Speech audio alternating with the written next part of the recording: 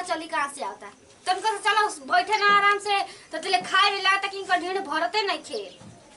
सुबह से 10 कटोरा खा गइलो ने।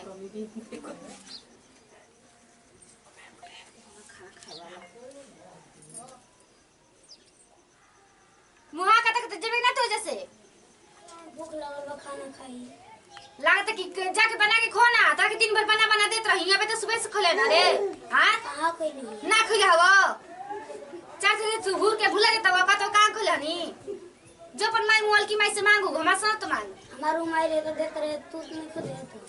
ढेर अपन माई बच्चा बच्चा तो लड़ दे पचा दे तो तुम मुंह मारा हो जाने निकल जी बाबे खड़ा से जान लिखो जबान लड़ाओ तो हमारा से लड़े में तू जबान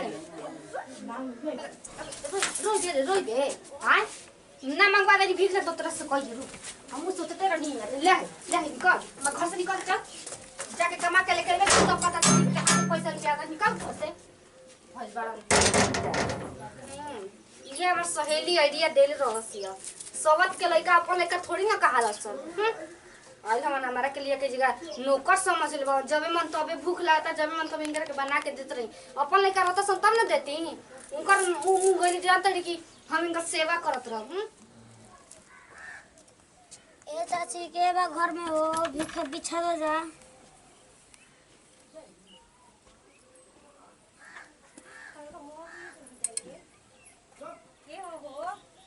बिछा दे जा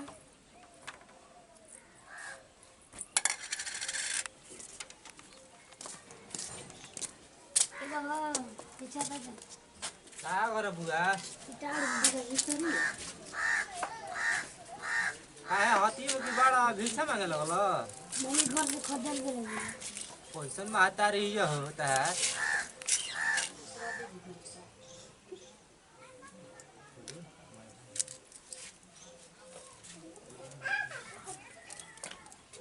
पैसन माता रही होता है मैं भाई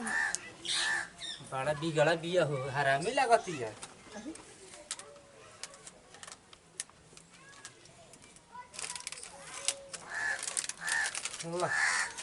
पानी पी ली है जा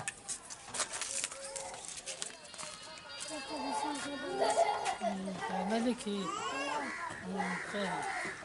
घर से खदल के लगी